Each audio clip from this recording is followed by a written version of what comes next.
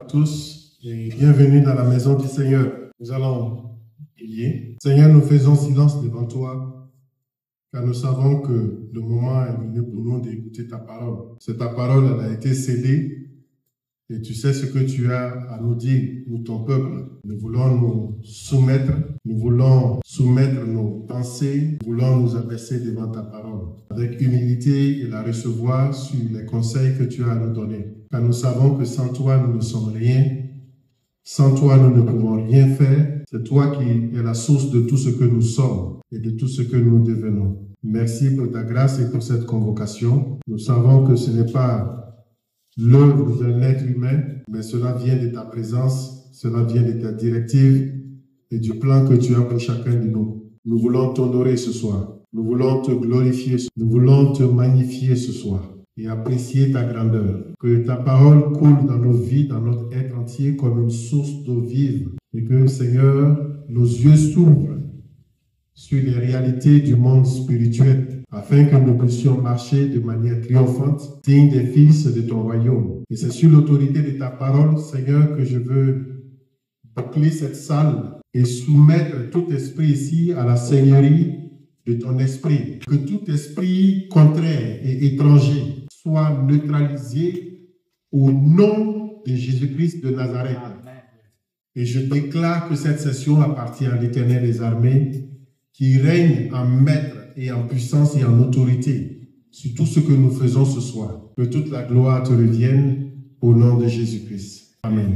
Que Dieu nous bénisse, gloire à Dieu. Ça fait toujours plaisir de me retrouver au milieu de vous et de communier, d'avoir ces moments de communion. Et à chaque fois quand je reçois l'invitation, je dis, bon, je vais prier et écouter ce que le Seigneur toujours dit. Donc, je crois que ce que j'ai à dire ce soir, ce que le Seigneur a mis dans mon cœur. Et quelquefois, ça peut ne pas être ce que l'on s'attend, ce que l'on s'attend à recevoir, à comprendre. Mais tout compte fait, c'est le Seigneur qui dirige les choses. Alléluia. Donc, votre présence n'est pas vaine et je crois que Dieu va visiter chacun de vous.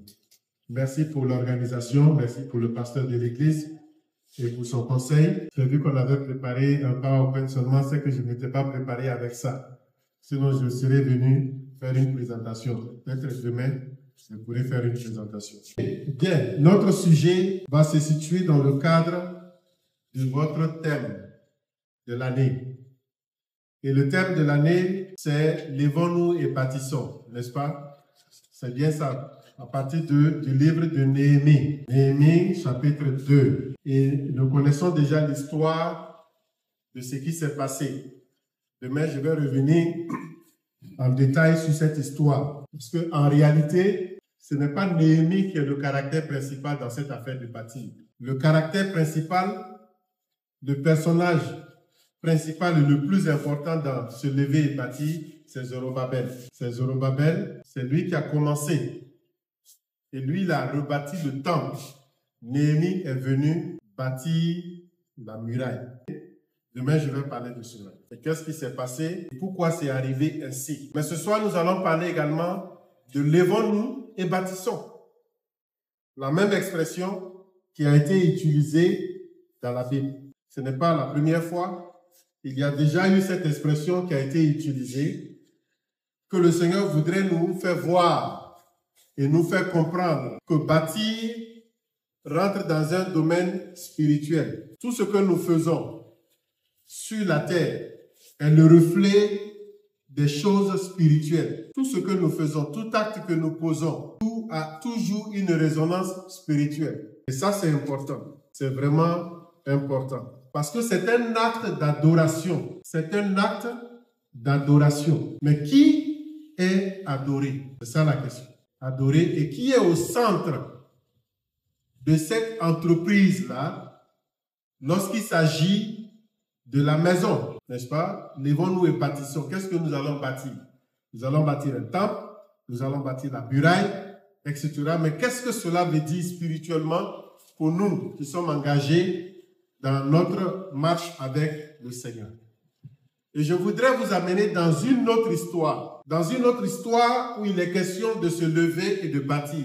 Toujours dans la Bible. des gens qui ont entrepris de se lever et de bâtir. Et je vais vous amener dans le livre de Genèse, chapitre 11. Demain, vous allez voir le lien avec ce que nous allons traiter aujourd'hui, que nous allons traiter demain. Genèse, chapitre 11. Vous connaissez tous cette histoire, n'est-ce pas? Il est dit ceci. Toute la terre avait une seule langue et les mêmes mots. Et comme ils étaient partis de l'Orient, ils trouvèrent une plaine au pays de Chinéa, qui y habitaient. Ils se sont dit l'un à l'autre, allons, faisons des briques et cuisons-les au feu. Et la brique leur servit de pierre et le bitume leur servit de ciment. Verset 4. Il dit encore, allons, bâtissons-nous une ville et une tour dont le sommet touche au ciel. Faisons-nous un nom afin que nous ne soyons pas dispersés de la face de toute la terre. Très important. Allons, bâtissons une ville et une tour dont le sommet touche au ciel et faisons-nous un nom afin que nous ne soyons pas dispersés sur la face de toute la terre. L'Éternel descendit pour voir la ville et la tour que bâtissaient les fils des hommes. Alors l'Éternel dit, voici, ils forment un seul peuple et ont tous une même langue. C'est là ce qu'ils ont entrepris. Maintenant, rien ne les empêcherait de faire tout ce qu'ils auraient projeté. Allons, descendons et là confondons leur langage, afin qu'ils n'entendent plus la langue des uns des autres. Et l'Éternel les dispersa loin de toute la terre. Et ils cessèrent de bâtir la ville. Et c'est pourquoi on a appelé ce lieu Babel, car c'est là que l'Éternel confondit le langage de toute la terre, et c'est de là que l'Éternel les dispersa sur la face de toute la terre. Nous connaissons très bien cette histoire, n'est-ce pas? Le pays de Chinéa, juste pour vous donner quelques détails, quelques informations, se trouve entre le... Donc, si vous prenez la carte de l'ancienne Mésopotamie, vous allez voir que ce pays qui est appelé Shinar, qui se trouve entre le fleuve Tigris et le fleuve Euphrate,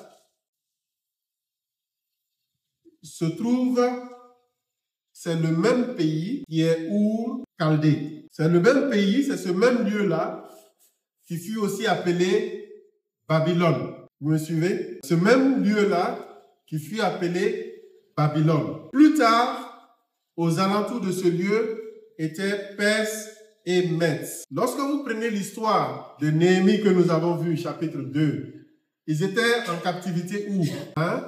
Ils étaient en exil, n'est-ce pas? Ils étaient en exil. Mais où est-ce qu'ils étaient en exil? Babylone. À Babylone. En ce moment, c'était Babylone. Ils étaient en exil à Babylone. La tour de Babel a eu lieu où? À Babylone. Ok? Shinar, ça c'était le nom à l'époque. Une région qui se trouve entre le fleuve Tigris et l'Euphrate. Ce n'est pas loin du lieu où se trouve le jardin d'Éden. Parce qu'il est dit que dans le jardin d'Éden, il y avait 4 fleuves, n'est-ce pas, qui sortaient d'une source principale. Ces 4 fleuves-là, il y avait l'Euphrate, il y avait le Tigris, il y avait quel autre fleuve? Le Pishon, et il y avait un 4e fleuve, je ne me rappelle plus du nom. Donc, pratiquement, beaucoup de choses se sont passées à cet endroit-là. Et ça veut dire qu'après que Dieu ait fait sortir Adam et Ève du jardin d'Éden, ils n'étaient pas allés loin. Parce que c'est dans cette même zone-là. Ils n'étaient pas allés loin. Ils sont restés dans la zone.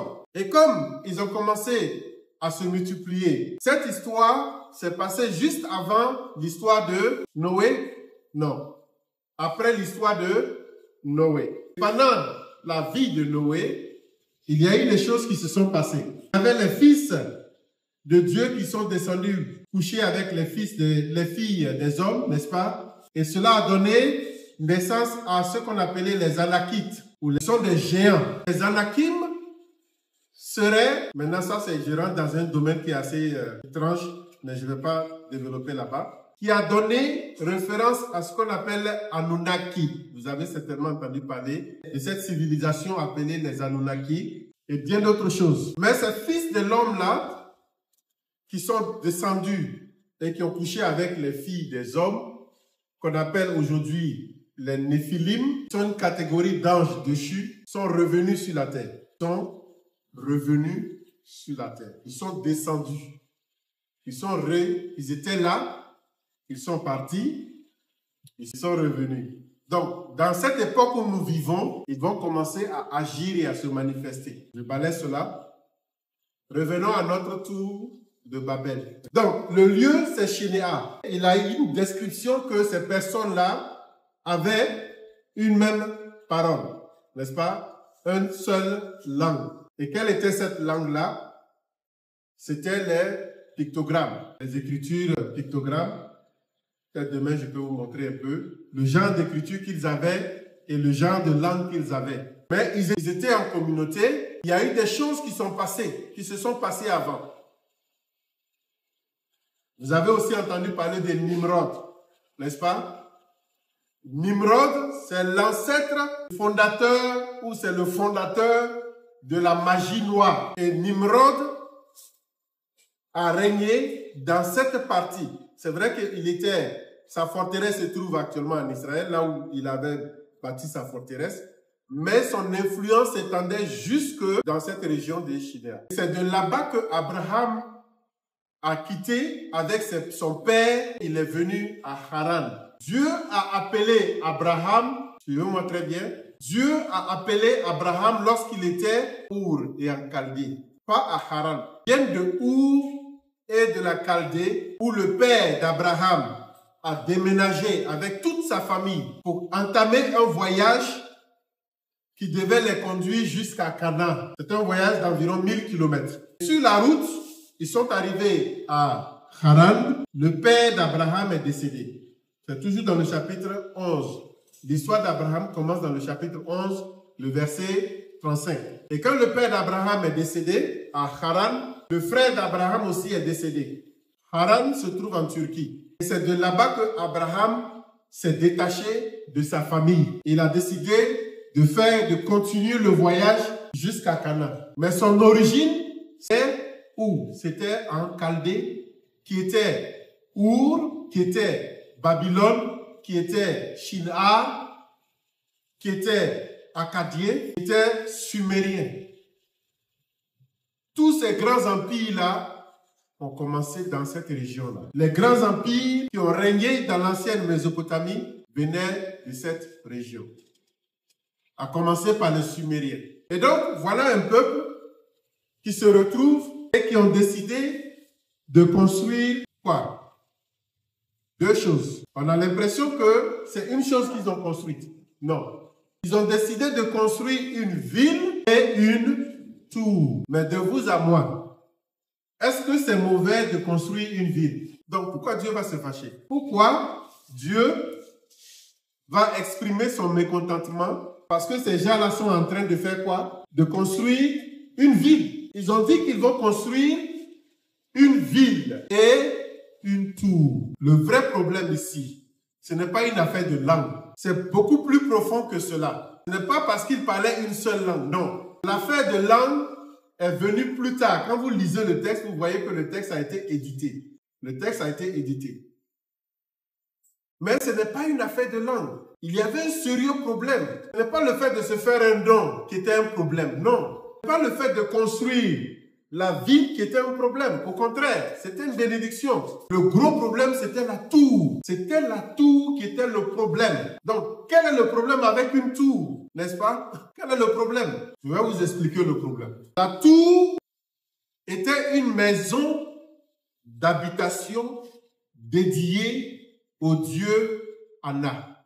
Je reprends encore une fois. La tour est une maison d'habitation dédié au dieu Anna, le dieu de la lune. C'était un objet d'adoration. Et donc, cette tour-là avait une forme pyramidale, comme la pyramide de l'Égypte.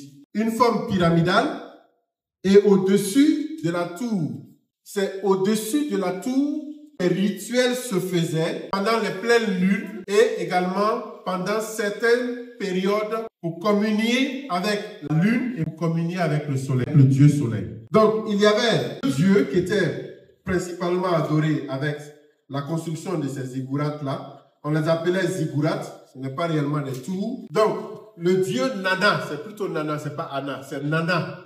Le dieu Nana et le dieu Enlil. Enlil, c'est le dieu de l'air et du cosmos. Donc, l'intention de ces personnes-là, en bâtissant la tour, en réalité, la tour est un objet d'adoration du dieu Lune et du dieu Cosmos. Le dieu de l'air et du dieu Cosmos. Et c'était ça le problème avec Dieu. Est-ce que vous comprenez maintenant? Aujourd'hui, si vous allez à cet endroit-là, c'est en Irak.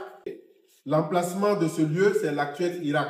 L'actuel Irak, que ce soit Babylone, que ce soit Shin'a, que ce soit la Chaldée ou c'est l'Irak actuel. C'est l'emplacement de l'Irak actuel. On a retrouvé des traces de ziggourats, mais on ne sait pas si c'est la même tour qu'ils ont retrouvée. On appelle tour, mais en réalité, le nom c'est ziggourats. C'est construit sous forme avec des échelles, avec une entrée bien précise. Et au sommet, c'est là qu'ils font des rituels. Et certains de ces rituels-là impliquent le sacrifice des premiers-nés. Ça vous dit quelque chose? Pourquoi Abraham n'a pas eu de problème lorsque Dieu lui a dit de sacrifier son fils? Parce qu'il vient de là-bas. Donc, les sacrifices humains, les performances, les rituels qu'il faisait pour l'adoration des dieux Lune, du dieu Nana et du dieu Enlil, c'est ça qui a provoqué la colère de Dieu. Ce n'était pas la cité, la ville qu'ils étaient en train de bâtir, non. Mais c'était ces ziggourats-là, ce bâtiment qu'ils étaient en train de construire. C'était un bâtiment de haut. 90 mètres, à l'époque aussi, c'était pas rien. Aujourd'hui, on a des bâtiments qui font plus de ça, n'est-ce pas? Mais à leur époque, imaginez avec leur propre technologie, faire un bâtiment de 90 mètres de haut, ce n'est pas petit. Maintenant, pensez au premier commandement de Dieu. Le premier commandement de Dieu, c'est quoi? Tu n'auras pas d'autre Dieu devant ma face. Tu ne feras aucune représentation de ce qui est en haut, de ce qui est sur la terre et de ce qui est dans les eaux plus bas que la terre. Ce sont les trois dimensions. Rien de ces choses-là ne doit être utilisé pour me représenter. Et donc, ce qu'ils étaient en train de faire, c'était une violation flagrante du premier commandement de Dieu. C'est tout. C'est ça le problème de Babel. Ce n'était pas un problème de langue. Est-ce que Dieu n'aime pas les langues? C'est lui qui a créé les langues. La faculté de parler des langues. Ça, c'est lui qui a créé. Et Dieu est descendu pour faire quoi? Il pouvait les tuer, mais il a décidé de ne pas tuer. Il a utilisé langue comme un moyen de les disperser. Parce que après le déluge, Dieu avait décidé de ne plus raser l'humanité. Donc le moyen qu'il a utilisé, c'est de mélanger leurs langues pour que chacun puisse se disperser, aller dans son coin, et que ce projet-là s'arrête. Et c'est ce qu'il a dit. Ce qui a été dit qu'ils ont arrêté de construire. Lèvons-nous et bâtissons. Maintenant, ces ziggourats-là, je vous ai dit que c'est une maison d'habitation, n'est-ce pas? C'était considéré comme la maison d'habitation de ces dieux-là aussi. J'ai été au Mexique et au Guatemala. Et j'ai eu l'occasion de visiter les mêmes ziggourats-là se retrouvent aussi au Mexique, au Guatemala, en Amérique latine. Ces mêmes ziggourats-là se retrouvent là-bas. Et c'est là-bas j'ai compris avec notre guide qui a expliqué comment faisaient leurs pratiques, les incantations avec la lune et le soleil, en utilisant ces ziggourats-là. Donc, c'était quelque chose, quand ils se sont dispersés, ils sont partis avec ça. Est-ce que vous me comprenez? Ils sont partis avec cet héritage maléfique-là, et partout où ils se sont trouvés, ils ont commencé à construire encore ces ziggourats. En Amérique latine, au Mexique, Guatemala, vous allez voir ces ziggourats-là. Si vous descendez du côté de l'Égypte, du côté du Soudan, vous savez que au Soudan, au Sud-Soudan, il y a plus de pyramides même qu'en Égypte. Les pyramides d'Égypte ne sont rien du tout. Parce qu'il y avait cette forme d'adoration-là qui était là. La construction de ces ziggourats-là. Lèvons-nous et bâtissons. Mais qu'est-ce que nous bâtissons? C'est ça la question de ce soir. Lèvons-nous et bâtissons. Mais nous bâtissons quoi? Nous bâtissons pour qui? Voici des gens qui ont décidé de bâtir une maison pour adorer leur Dieu. L'objet de leur adoration qu'ils ont bâti. Cela n'a pas plu à Dieu à cause de la violation du premier commandement de Dieu. Et Dieu ne pardonne pas ça. Il ne badine pas avec ça. Si tu ne veux pas te retrouver dans le rétroviseur de Dieu, pour que Dieu vienne contre toi, quand il dit qu'il tourne sa face contre toi, il n'y a rien qu'on peut faire pour toi. Vous me comprenez? Quand son regard, il dit qu'il tourne sa face contre toi, personne ne peut venir à ton secours. Les situations dans lesquelles Dieu tourne sa face contre quelqu'un, c'est lorsque cette personne-là, au lieu de reconnaître le Dieu créateur du ciel et de la terre pour lui rendre culte, se tourne vers la créature pour l'adorer. Premier commandement. Et Dieu ne badine pas avec ça. Qu'est-ce que nous bâtissons? Si nous voulons faire une application aujourd'hui, on dira qu'est-ce que nous bâtissons dans notre vie qui devient l'objet d'une adoration que d'adorer celui qui nous a permis d'être ce que nous sommes et ce que nous devenons. Est-ce que nous ne sommes pas en train d'adorer quelque chose? Faisons attention.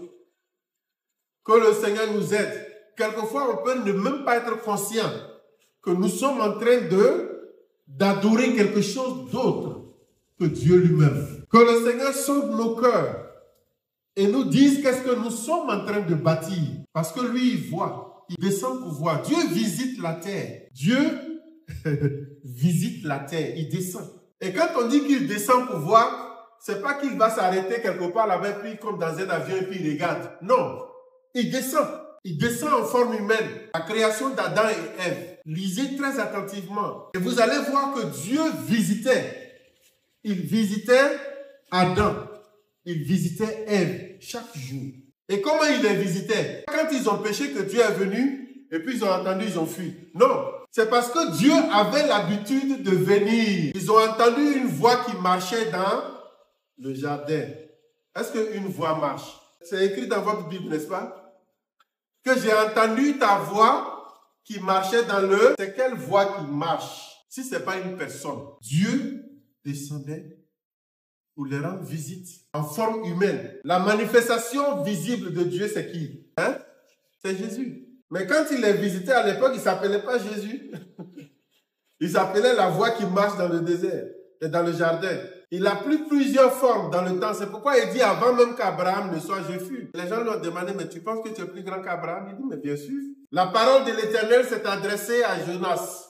La parole de l'Éternel est venue vers Jérémie. La parole de l'Éternel. Quand vous prenez cette formule prophétique, vous allez voir que c'est quelque chose d'autre. En français, on a traduit la parole de l'Éternel fut adressée à tel ou tel prophète. C'est pas ça? Mais il n'y a pas de verbe en réalité. La parole de l'Éternel, les rabbins juifs, dans leur discussion, ils ont émis l'idée que, en fait, cette parole de l'Éternel, là, en réalité, c'est une personne. Mais ils ont vite fait d'enlever cela parce que les gens ont dit que c'était Jésus. Pour ne pas donner raison aux chrétiens. Quand Dieu vient en rêve, ou bien il vient en vision, c'est écrit que Dieu lui a apparu dans une vision. Dieu lui a parlé dans son rêve, dans son sommeil. Ça, c'est clair. Mais la parole de Dieu a un tel. La parole de Dieu a un tel qui ouvre les livres prophétiques. En réalité, la parole de Dieu, la parole de l'Éternel, c'est une personne qui vient voir le prophète et qui l'établit prophète. C'est ce qui s'est passé.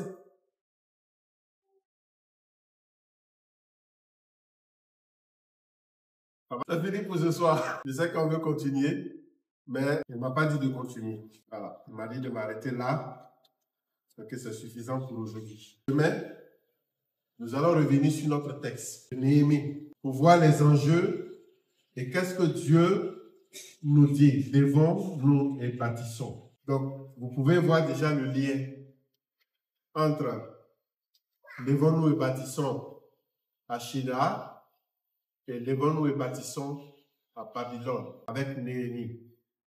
Mais en réalité, ce n'est pas Néhémie. Il s'agit de Zorobabel. C'est de lui qu'il s'agit. Le Seigneur va nous orienter demain. Je ne sais pas quelle direction il va prendre, mais tout qu'on fait, ce qui est sûr, il va nous ouvrir l'esprit. Il va nous ouvrir l'esprit. Parce que s'il n'ouvre pas notre esprit, on ne peut rien comprendre. S'il n'ouvre pas notre esprit, on ne peut rien comprendre. Gloire à Jésus. Le Seigneur nous aide et que Dieu vous bénisse. Il y a des questions? On doit ouvrir des questions. Ok, d'accord. Donc, je prends les questions maintenant. Non, vous pouvez suivre un peu.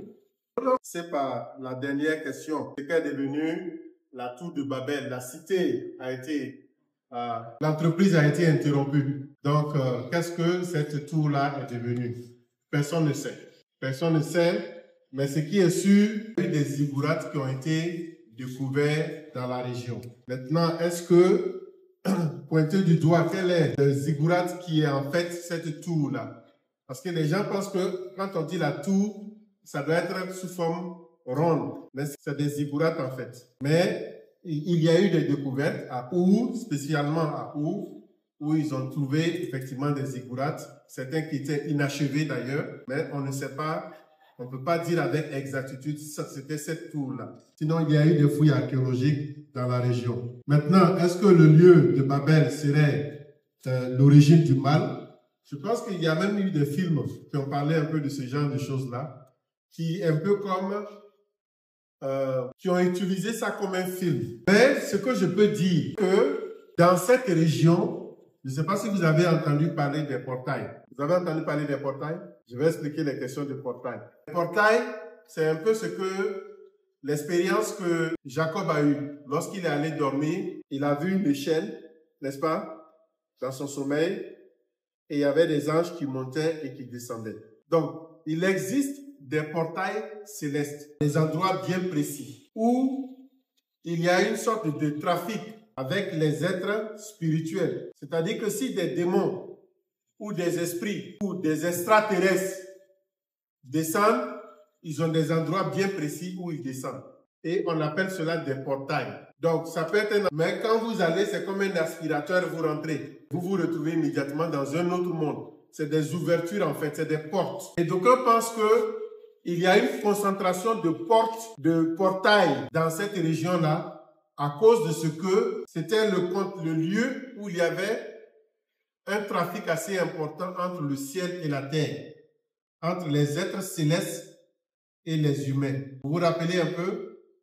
Le jardin d'Éden n'est pas loin de cet endroit-là où Dieu descendait. Donc, il y a effectivement des portails dans cette région. Maintenant, quand tu as dit l'origine du mal avec l'Irak et ce qui est en train de se passer, ce qu'on appelle surtout l'axe du mal. Donc, quand vous prenez le terme de axe du mal et que vous cherchez, vous allez voir effectivement l'axe a un circuit bien précis qui touche également cette région-là. Mais ce qui se passe aujourd'hui actuellement, c'est plutôt un positionnement des empires qui ont existé et qui essaient de se recréer. Donc, l'Iran, l'empire perse, ce sont des Perses. Et leur langue, c'est le persia. Et donc, l'Iran veut reconstituer son empire. C'est pourquoi ils sont en train de vouloir dominer toute la région après le décès de Saddam Hussein. Donc, ils veulent reconstituer l'empire perse. Et c'est pourquoi ils sont en train de faire tous ces bruits-là. Il y a aussi les Mèdes. Les Mèdes, l'empire Mèdes, qui a régné aussi au temps de l'empire perse, ce sont les Irakiens. Saddam Hussein a tenté de reconstituer l'empire Mèdes, mais ça n'a pas marché. Maintenant, c'est au retour de l'Iran. Actuellement, c'est le tour de quel empire? C'est le tour de l'empire romain. Il veut se reconstituer encore. Ils étaient là, ils travaillent. L'empire romain travaille dans l'ombre, mais ils vont se reconstituer, surtout avec les derniers événements que nous sommes en train de vivre actuellement, vont se reconstituer. Donc, dire que le mal vient de là, bon, c'est vrai qu'il y a beaucoup de choses qui se passent là-bas. Beaucoup de choses se sont passées là-bas. Le mal est inhérent à notre nature pécheresse. Nous avons hérité de cela. Mais Christ est venu nous restaurer et nous restituer. Les ziggourats au Mexique et Guatemala. Est-ce que c'était une fiction? Non, c'est pas une fiction. Comme je l'ai dit, c'est des choses que j'ai eu à visiter moi-même. Donc, c'est une preuve que les ziggourats, effectivement, il y en a au Mexique, mais surtout au Guatemala. Il y a un qui est très fameux, j'ai oublié le nom, c'est les Incas. Quoi ils appellent ça, les Incas. On a un de ces bâtiments-là, un des ziggourats. Mais à côté, on est allé au sous-sol après. Et quand on est allé au sous-sol, on nous a montré les endroits où on gardait les humains pour les sacrifier. Ils faisaient les sacrifices humains. Il y avait des cellules où on faisait des sacrifices de chiens et bien d'autres choses. Et ils ont toujours des règles sur comment monter sur ces ziggourats-là, ce qu'il faut faire et ce qu'il ne faut pas faire. Et il y a des gens qui viennent monter sur un des ziggourats là-bas pour continuer de faire des méditations astrales. Parce que c'est propice. C'est un portail qui est ouvert. Et donc, ils vont se mettre à l'entrée de la ziggourate au-dessus. C'est construit de sorte que, à un certain moment de la journée, il y a des rayons qui percent. Et donc, les gens vont récolter, se mettre en communion avec ces rayons d'énergie pour dégager une certaine énergie. Vous me suivez un peu? Bon, ça rentre dans les histoires astrales, méditation transcendantale, etc. C'est ce que les gens font. Et c'est ce qui se faisait à l'époque. Donc, c'est une réalité et c'était des pratiques qui ont existé jusqu'à aujourd'hui. Qu'on retrouve depuis la bande sahélienne. Si vous prenez la bande sahélienne, vous allez voir l'Égypte, regardez la position de l'Égypte, regardez la position du Soudan et du Sud-Soudan, où il y a pas mal de pyramides. Là-bas, ils appellent ça pyramide, mais c'est le même système. Et vous allez vers l'ouest. Si vous allez vers l'ouest, vous allez voir que il y a une ligne directe qui rejoint ces ziggourats qui sont au Guatemala et au Mexique. C'est assez étrange, mais il y a des choses qui se sont passées. On nous a fait croire que les gens au temps de la Bible étaient primitifs, n'est-ce pas? Ce sont des gens qui s'habillaient de façon... Bon, ils n'étaient pas développés en technologie. C'est faux. Non, non, non, non, non. Ils avaient même des technologies plus avancées que nous. Ils avaient des technologies même plus avancées que nous. Cette affaire d'extraterrestres, ça ne date pas d'aujourd'hui. C'est un domaine assez complexe. Souvent, j'évite, je ne veux pas rentrer dedans, surtout lorsqu'il s'agit de... Parce qu'on peut être taxé de choses. Est-ce que les gens avaient la connaissance des 10 commandements? Parce que ça s'est passé longtemps avant l'Exode, n'est-ce pas? Ça, c'est une très belle question. Comment Abel a su, en offrant un animal, son sacrifice serait agréé? Comment il a su? Qui lui a dit d'offrir un animal? Caïn. Ce que vous devrez savoir, c'est que la Bible, comme une vitre, c'est une porte qui vous donne certaines informations, mais qui ne donne pas toutes les informations. Et quand on vous dit que Abraham, il a quitté Our, il a quitté Haran pour voyager, pour venir à Canaan, on a l'impression que le jour où Dieu a parlé à Abraham, le lendemain il s'est réveillé, il a dit, hey madame, ramassez vos affaires, Sarah, appelle la petite là. Et elle a dit au fouleurs de ramasser les taureaux et tout. Venez, on va partir. Dieu a dit, on n'a qu'à partir, on va partir. On a l'impression que les événements se suivent le lendemain. N'est-ce pas? Quand on lit la Bible, c'est comme si il a dormi, il s'est réveillé, et puis il a commencé à ramasser ses bagages pour commencer à voyager. Non! Entre le verset 1 et le verset 2, il peut y avoir une distance de semaines, de mois et même des années. Dieu a dit à Abraham de quitter et puis de venir à Canaan. Abraham a fait plus de 10 ans avant d'arriver à Canaan. Vous allez me demander, mais comment j'ai su ça? Mais c'est évident, c'est écrit. Parce que, en tant que berger, grande famille, il a des serviteurs, il a des servantes, il a un très grand cheptel. Et tu ne peux pas déménager comme ça. Avant de bouger cette famille-là, on envoie des éclaireurs. C'est-à-dire que de ce point à un autre point, d'abord il faut un point d'eau, il faut qu'il y ait suffisamment d'eau pour abreuver, pour soutenir tout ce gros lot-là qui vient. Il faut qu'il y ait un lieu pour le pâturage. Il faut que ce soit dans une saison où il y a assez de nourriture, aussi bien pour les hommes que pour les animaux. Et donc, on programme par saison avant de se déplacer. Et c'est comme ça qu'ils se déplaçaient par point. Et quand ils arrivent dans un camp, ils peuvent rester là pendant des années avant de programmer encore un prochain départ. Et c'est comme ça Abraham a séjourné très longtemps en Syrie, à Damas. De Haran, il est passé par Damas. Et c'est à Damas qu'il a eu Eliezer, vous savez, son serviteur. Eliezer de Damas. Il a tellement séjourné à Damas en Syrie qu'on l'appelait quoi? l'araméen. Abraham, on l'appelait l'araméen. Pourquoi on l'appelait l'araméen? Aram, c'est quoi? Aram, c'est la Syrie. Donc, on l'a confondu à un Syrien parce qu'il a longtemps séjourné là-bas. Avant de quitter Aram pour descendre maintenant à Canaan. Donc, ce n'est pas une affaire de jours, de semaines. Non. La Bible, c'est juste une porte. On ouvre et on voit ce qu'il y a à l'intérieur. Donc, Dieu, dans sa préscience et dans son traitement avec l'humanité depuis le temps d'Adam, Dieu les a enseignés. Enoch marchait avec qui? Il est dit qu'il marchait avec Dieu et il ne fut plus, n'est-ce pas? C'est ce qui est écrit. Il marchait avec Dieu. Ça veut dire qu'il avait Dieu, s'était déjà révélé à eux. Maintenant, pour le cas de Moïse, ça c'est différent. Pour le cas de Moïse, c'était quoi? Dieu leur a donné la constitution de l'État d'Israël en tant que nation. Parce que si vous êtes une nation, vous devrez avoir quoi?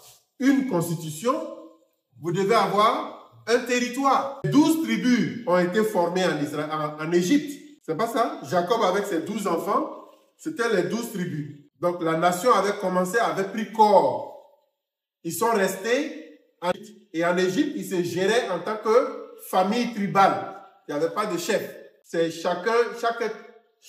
y avait des chefs de famille, des tribus. Ils avaient une sorte d'organisation tribale qui est similaire un peu à l'organisation tribale des Songhai, des Fulfulde. C'était similaire. Quand ils ont quitté, ils étaient maintenant une nation. Une nation. Il leur manquait quoi? Deux choses. Il leur manquait la constitution, il leur manquait le territoire. Donc Dieu leur donne la constitution. Ce sont les 10 commandements. C'est ce que nous appelons les 10 commandements.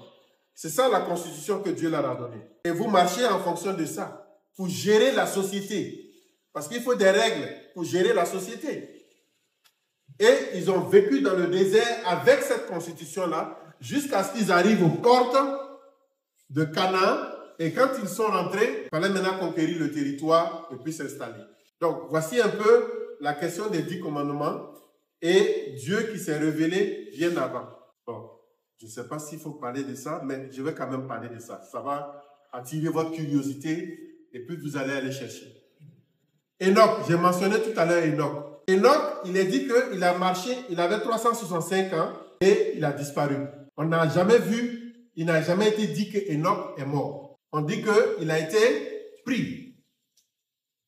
Il ne fut plus. Donc, on ne sait pas. Il a été enlevé parce qu'il marchait avec Dieu. Mais qu'est-ce qui s'est passé après? On n'a aucune idée. Par contre, il y a un livre qu'on appelle le livre d'Enoch où il explique ce qui lui est arrivé quand il a été enlevé avec Dieu. Vous me suivez un peu? Ça n'est pas dans la Bible. Le livre d'Enoch n'est pas dans notre Bible. C'est un livre qui a été utilisé, qui était utilisé par la communauté à l'époque. Il y avait plusieurs livres. Les livres que vous avez là, c'est des livres qui sont limités. Il y en avait plusieurs, y compris le livre d'Enoch. Enoch a expliqué quand il a été enlevé, qu'est-ce qui s'est passé, qu'est-ce qu'il a vu. C'est ça le livre d'Enoch, qui existe dans le canon orthodoxe, dans la Bible orthodoxe, c'est-à-dire les orthodoxes c'est l'Éthiopie. Dans leur Bible, vous avez le livre d'Enoch. Tout ce qui est Orient, c'est-à-dire l'Union soviétique, etc., la Roumanie, les églises sont orthodoxes. Et eux, ils ont 80 livres dans leur Bible. 80 livres. Leur Bible contient 80 livres. Nous, on a combien? 66. Et vous croyez que c'est tout? Ah, c'est compliqué, mes amis. Le livre de Jubilé. Bien d'autres livres qui expliquent certains mystères. Il faut les lire parce qu'il faut les considérer comme la parole de Dieu. Il faut avoir une idée là-dessus. Il faut vous informer sur ces livres-là. Qu'est-ce que ça dit? Qu'est-ce qui est dedans? Et tout. Parce que si vous prenez la Bible elle-même que vous avez, il est mentionné le nom de certains livres qui n'existent pas. Il y a un livre que Moïse a écrit qui n'est pas dedans. Les prophéties de Moïse. Un livre qu'on appelle les prophéties de Moïse parce que Moïse était prophète. Mais ça n'est pas dans les 66 livres. Le livre de Jasper, mentionné, mais ça n'est pas là. Il y a beaucoup. Certains, on les a retrouvés, mais on ne peut plus les mettre dans le canon. C'est-à-dire, on ne peut plus les ajouter. Ils sont à côté. Mais d'autres, on ne les a jamais vus, on ne sait pas, on ne les a pas encore retrouvés. Je m'arrête là. Ça peut faire l'objet d'une autre conférence.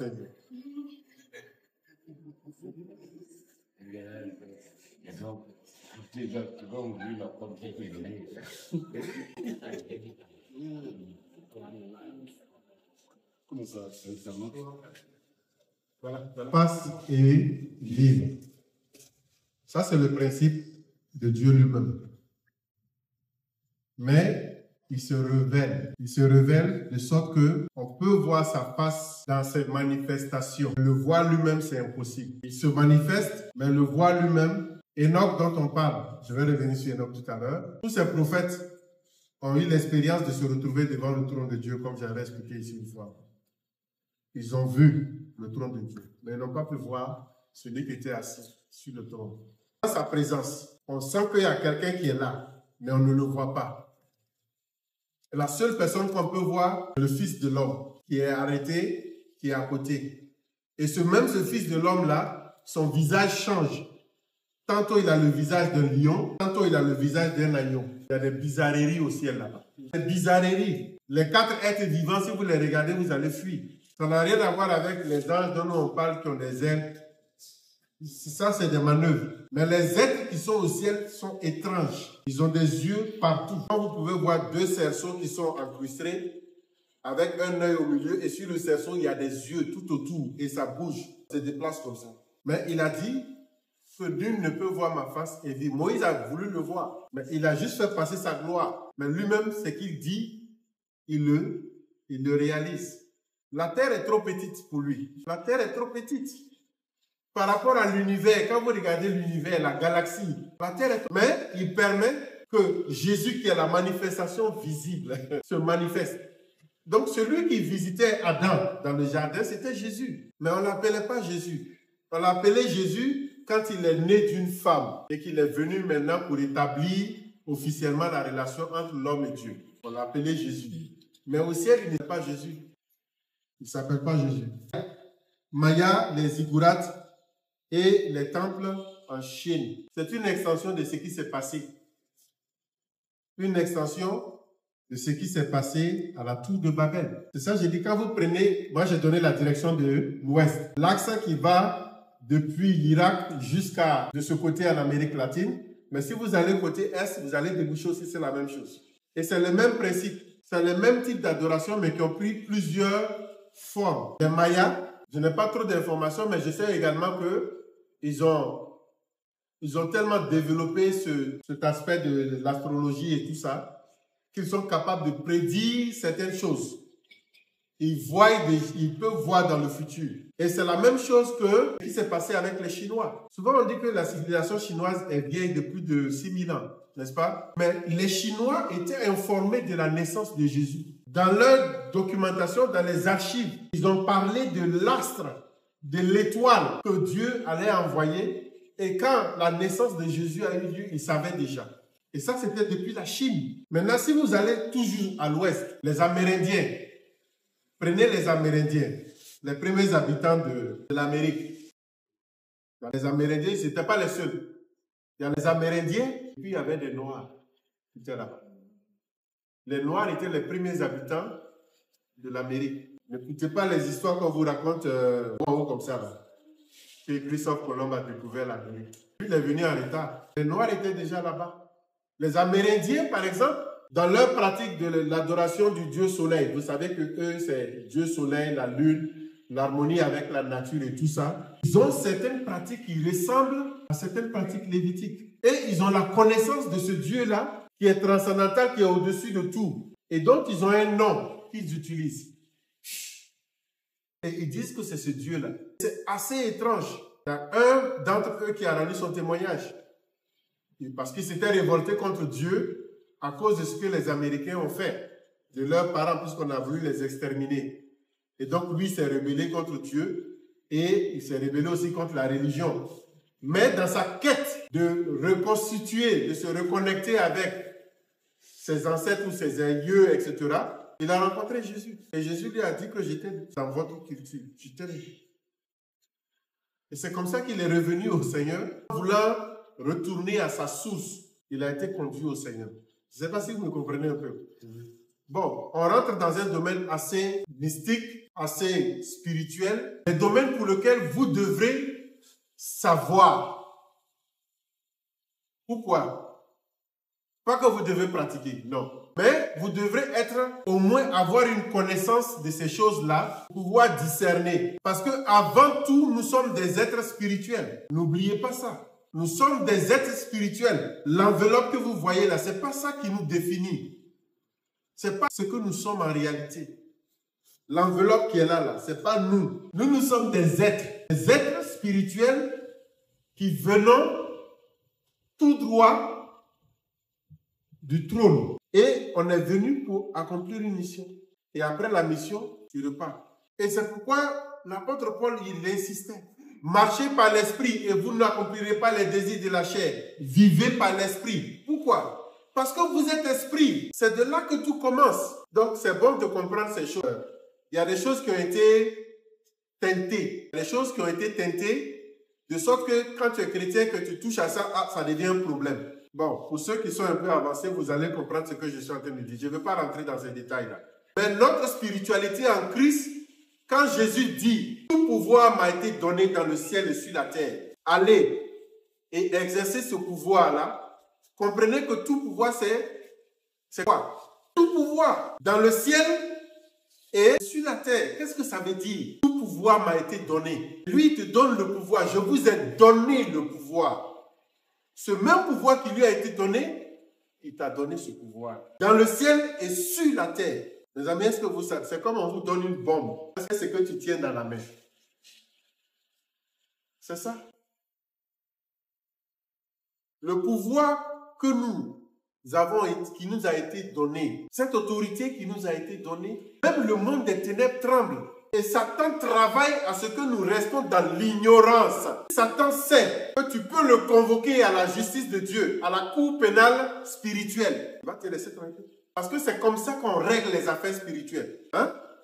C'est comme ça qu'on règle les affaires spirituelles. Tout ce qui est spirituel, c'est légal. Dieu agit dans la légalité. Et Satan agit dans la légalité. Satan ne peut pas se lever, venir t'attaquer s'il n'a pas quelque chose, un droit légal sur toi. Il ne peut pas. Soit tu lui soumets ta volonté, tu acceptes, et il vient, il agit. Mais il n'a pas le droit. Je ne sais pas si vous me comprenez. S'il fait bien, convoquez devant le trône de Dieu.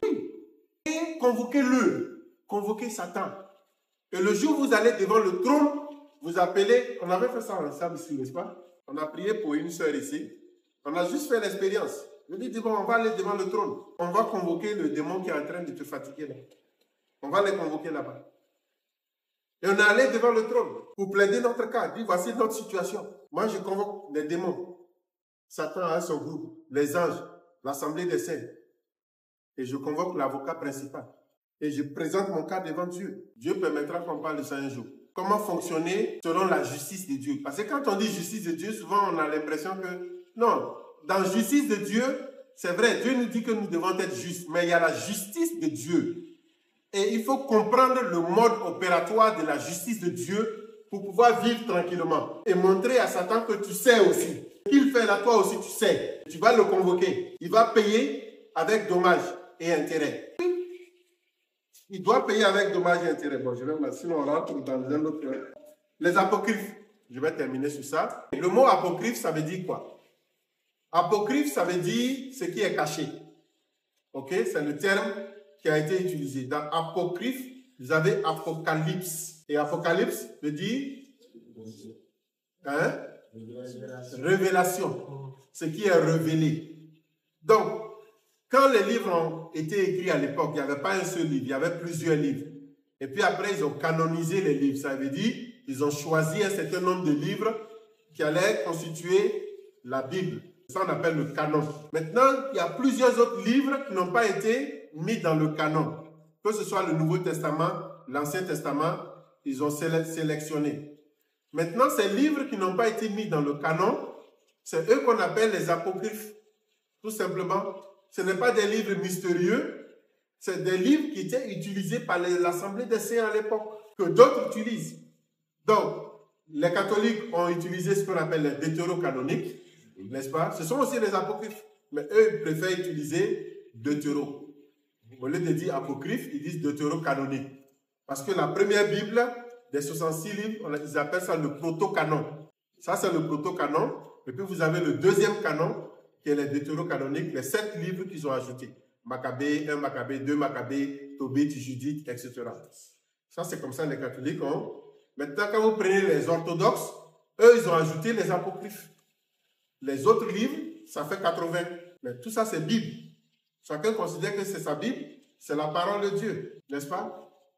Qui a tort ou qui a raison? Dieu ne se limite pas. Donc, est-ce que nous recommandons la lecture de ces livres-là?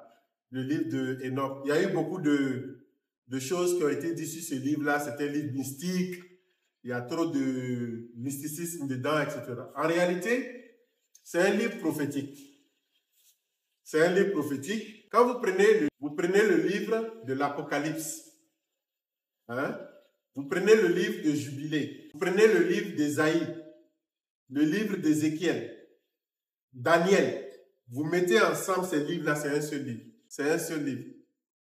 Ce que Enoch a expérimenté, ce qu'il a vu, les êtres vivants qu'il a vus, il s'est retrouvé au même endroit que l'apôtre Jean. Quand Jean était ravi en esprit, ce que Jean a essayé de décrire, c'est ce que Enoch aussi a décrit. Ce que Daniel a décrit, Ésaïe a décrit lorsqu'il était devant le trône, c'est la même chose. Et vous allez voir la similitude.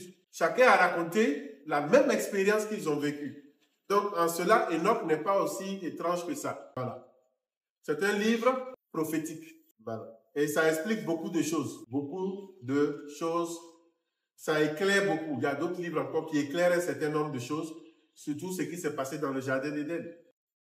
Il y a d'autres livres. Donc, si vous savez que votre foi n'arrive pas là-bas, évitez ces livres. Il ne faut pas les jouer au dur. Hein? Il ne faut pas les jouer au dur. Il va aller lire. Et puis après, tu ne dors pas la nuit. Donc, évitez ça. OK? On n'encourage pas ça à l'église pour dire, lisez le livre d'Enoch, lisez le livre de Jubilé, lisez ceci, lisez cela. Non. Mais pour ceux qui cherchent et qui comprennent un certain nombre de choses, ils peuvent s'instruire, on peut s'instruire. Quand je dis, par exemple, lisez 1 Maccabée et 2 Maccabée, la raison c'est quoi? C'est pour vous dire ce qui s'est passé entre les deux testaments. Entre l'Ancien Testament et le Nouveau Testament, il y a une période vide. Mais qu'est-ce qui s'est passé pendant cette période-là? C'est 1 Maccabée et 2 Maccabée qui vous éclairent l'arrivée des Grecs sur le territoire et comment les enfants d'Israël ont essayé de combattre, de se libérer de la domination. Donc, 1 Maccabée, ce sont des livres historiques. Mais ils ne font pas partie ni du canon juif et aussi du canon chrétien. Voilà. Mais à titre historique, c'est un livre historique. OK.